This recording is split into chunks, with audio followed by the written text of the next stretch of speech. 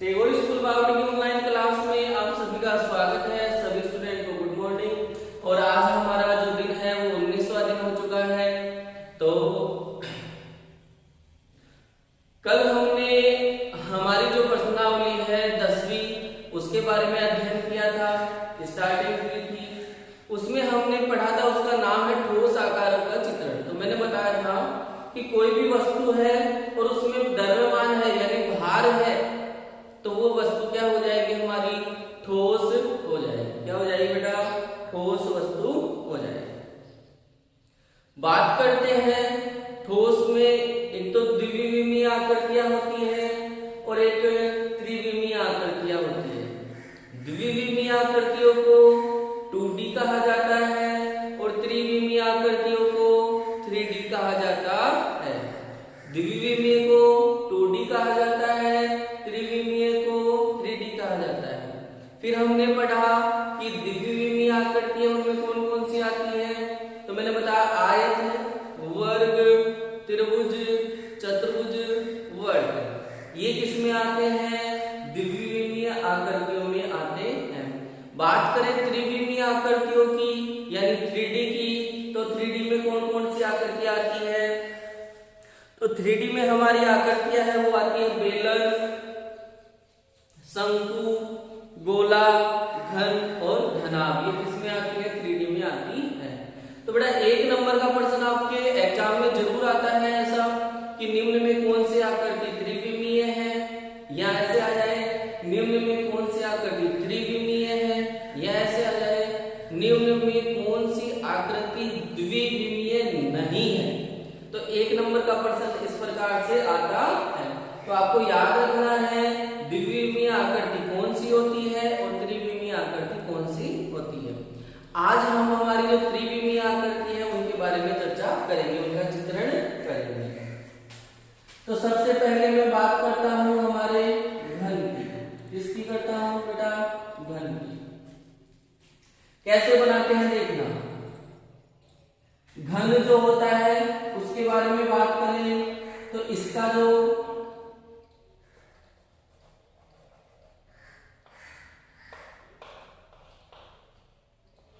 घन जो होता है उसमें फलक कितने होते हैं? 6 फलक होते हैं। फलक का मतलब समझाता हूं। फलक का मतलब होता है पृष्ठ, यानी जिसपे अपन हाथ फेर सके, मतलब ऐसे समतल भाग जो होता है अपन हाथ फेरे। तो ये देखो, ये समतल बोर्ड क्या है? ये समतल है और ये बोर्ड समतल है, तो ये भी एक तरह से क्या हो गया? पृष्ठ हो गया। क्या हो गया? फलक हो गया। अपनी किताब है उसके ऊपर हाथ ऐसे फेरोगे तो वो भी क्या है बेटा? समतल है। क्या है? समतल है। तो वो भी एक तरह से क्या हो गया? फलक हो गया। क्या हो गया बेटा? फलक हो गया।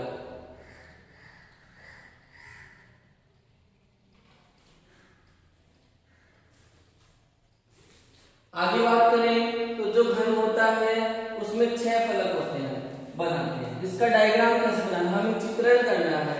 एक प्रश्नावली है कि उसमें अपन घन में फलक कितने होते हैं, शीर्ष कितने होते हैं, किनारे कितने होते हैं, वो उसमें अपन पढ़ेंगे।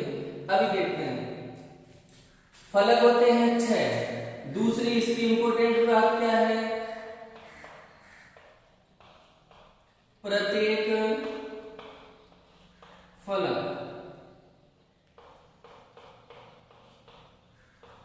वर्गाकार। इसका प्रत्येक 6 फलक होते हैं। उन 6 फलकों में प्रत्येक फलक जो होता है वो कैसा होता है? वर्गाकार, यानी वर्ग के आकार का होता है। डायग्राम कैसे बनाना है तो देखना बेटा, इसका फलक कैसा होता है? वर्गाकार। तो एक वर्ग बना लो, ये बना लिया, बना लिया वर्ग आपने, बना लो बेटा। इतना वर्ग बनाने के बाद में ध्यान देना, एक वर्ग और बनाना है। कैसे बनाना है? थोड़ा सा नीचे और यहां तक। इसी प्रकार एक वर्ग इससे आधा अंदर आना चाहिए, आधा और बाहर की ओर आना। तो एक वर्ग बनाया, थोड़ा सा उसके नीचे की ओर अपने दूसरा वाला वर्ग बना लिया। जब इसके वर्ग बन जाए तो इनके जो शीर्ष है मतलब कोने हैं, इनको आपस में इस प्रकार से मिलाना है। इनको इस प्रकार से मिलाना है। और जो आकृति बनी है वो आकृति हमारी क्या कहलाती है, घन कहलाती है। यह आकृति हमारी क्या कहलाएगी, घन कहलाती है। तो आपको ज्यादातर कुछ याद नहीं रखना है, एक तो घन का डायग्राम बनाना मतलब चित्र बनाना आना चाहिए, ये पता होना चाहिए घन में फलक कितने होते हैं, कितने फलक होते हैं बेटा, 6 फलक होते हैं, किसमें, घन में। और घन का जो प्रत्येक फलक है वो कैसा होता है, घन का जो प्रत्येक फलक है वो कैसा होता है, वर्गाकार यानी वर्ग के आकार का होता है। अब बात करते हैं हमारे दूसरे नंबर की आकृति जो है हमारी घनाभ। क्या है बेटा, घनाभ। क्या है जी, घन। घन और घनाभ में कोई ज्यादा डिफरेंस नहीं होता है। देखना जो घनाभ होता है उस घनाभ में भी फलक कितने होते हैं बेटा, 6 ही फलक होते हैं। तो ये दोनों में समानता हो गई, फलक शीर्ष और किनारे दोनों में समान होते हैं, जिनके बारे में हम बाद में चर्चा करेंगे। हमें अभी आकारों का चित्रण ही करना है।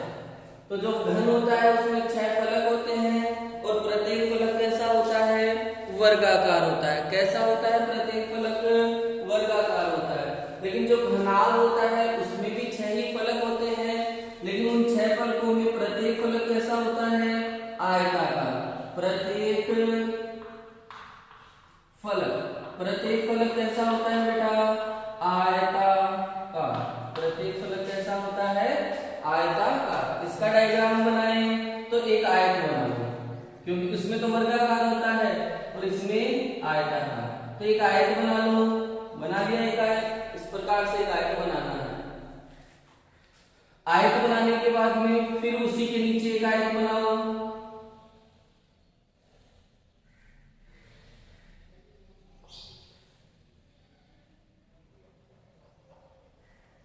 ये दूसरा वाला आयत बन गया। अब इसके जो शीर्ष है यानी कोने हैं इनको आपस में इस प्रकार से मिलाना है, और जब इनको इस प्रकार से मिला देंगे तो हमारे पास में जो आकृति बनी है वो किसकी है बेटा, घनाभ की।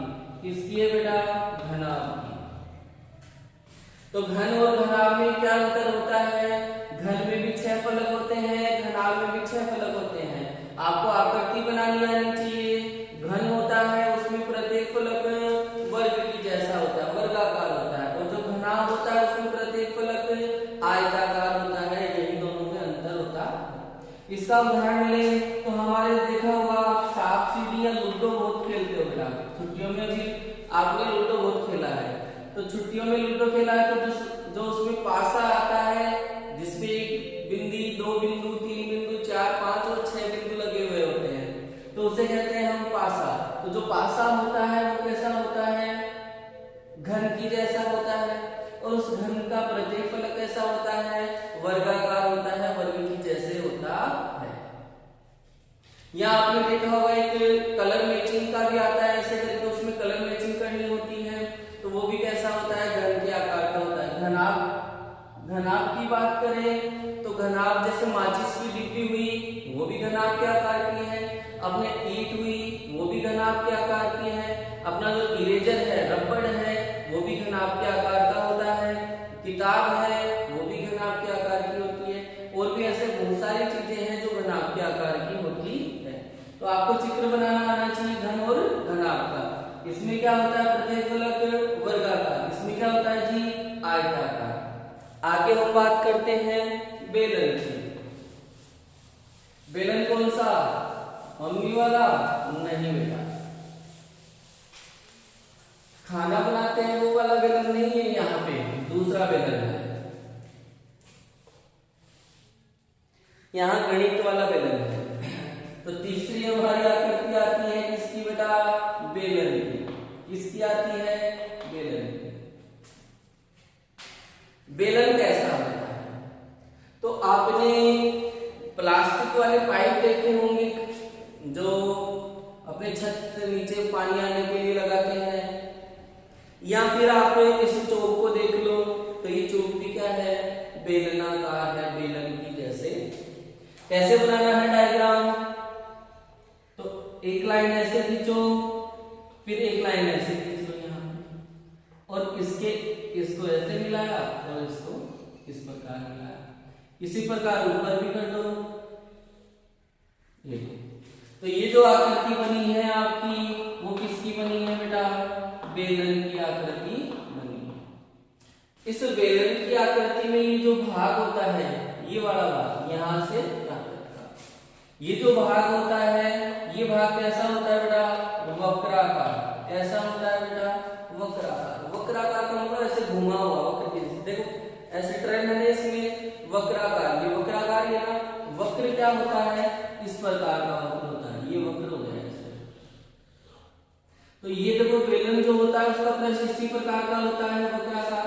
तो बेलन का केवल आपको चित्र बनाना आना चाहिए, वक्राकार वगैरह कुछ नहीं याद रखना है। बेलन का जो नीचे वाला भाग है और जो ऊपर वाला भाग है वो किस प्रकार का होता है? वो वर्ताकार होता है। कैसा होता है बेटा? वर्ताकार होता है। किसका? बेलन का। तो हमारा जो बेलन होता है वो क्या होता है? एक वक्राकार पृष्ठ होता है जिसके ऊपर व नीचे वर्ताकार भाग होते हैं या वर्ताकार आकृति होती है। ऐसी आकृति जिसका पृष्ठ तो कैसा हो? वक्रा पार्श्व पृष्ठ, जिसका पार्श्व पृष्ठ तो क्या हो? वक्राकार हो, और नीचे और ऊपर वाला जो भाग हो वो कैसा हो? वर्ताकार होता हो। वो क्या कहलाता है? बेलन कहलाता है। परिभाषा किसी की याद नहीं रखनी है, केवल आपको चित्र बनाना आना चाहिए। घन कैसा होता है, घनाभ कैसा होता है और बेलन कैसा होता है। बात करते हैं शंकु की।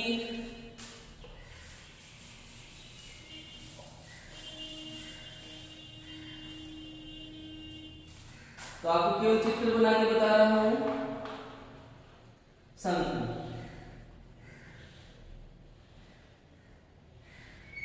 ये जो आकृति है वो किसकी है बेटा?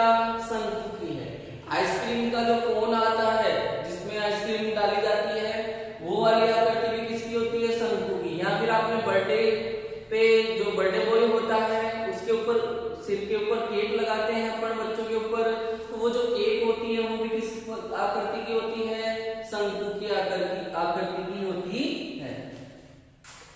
अगली हमारी आकृति है उसकी बात करें, गोला। तो गोला क्या होता है? बना नहीं सकते क्योंकि ये 3D का होता है। गोला होता है तो ये तो वर्त हो गया, बना नहीं सकते बेटा। ये इसके ऊपर बना हुआ है, ठोस आकार है।